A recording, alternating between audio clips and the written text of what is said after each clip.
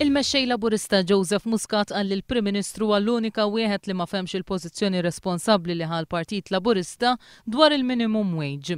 Billi allega li l-Partit Laburista jrid jifriża l-minimum wage, Lawrence Gonzi qed jgħid li l-Union ħaddiema maqudin, il-General Workers Union, l-Assoċjazzjoni ta' min iħaddem u l-Kamra tal-Kummerċ ukoll iridu jifriżaw il-minimum wage għaliex dawn kollha qablu mal-pożizzjoni tal-Partit Laburista. Iktar milli attakk fuqi jew fuq il-Partit Laburista dak li qed jagħmel il-Prim Ministru huwa attakk fuq l-imsieħba soċjali li kważi fl-unanimità tagħhom qablu mal-pożizzjoni tal-Partit Laburista.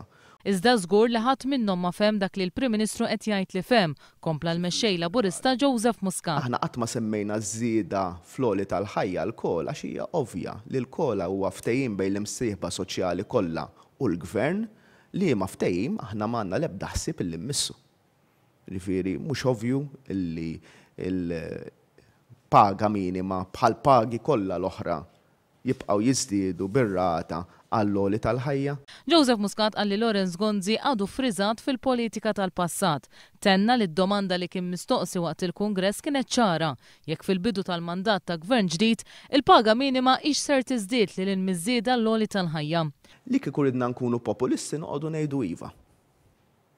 Aħna b'mod responsabbli għedna ċaru tont li l-ewwel għandu jkun hemm tkabbir ekonomiku, meta jkun hemm tkabbir ekonomiku nistgħu nitkellmu dwar żidiet fil-minimum wage li jkunu jmorru lil minn dawk statutorji. Joseph Muscat iddikjara li r-responsabilità ta' gvern ġdid hija li joħloq tkabbir ekonomiku.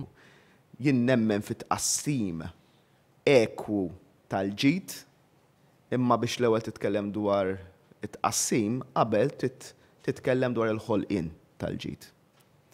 Allura economic growth f'din is-sitwazzjoni hija l-aktar ħaġa realistika. Iċ-ċavetta hija livell ta' għajxin tajjeb. Lan ta' gvern ġdid ser ikun li kulħadd ikollu biżżejjed flus biex jgħix tajjeb flimkien mal-bini ta' middle class ġdida. Tem jgħid Joseph Muscat.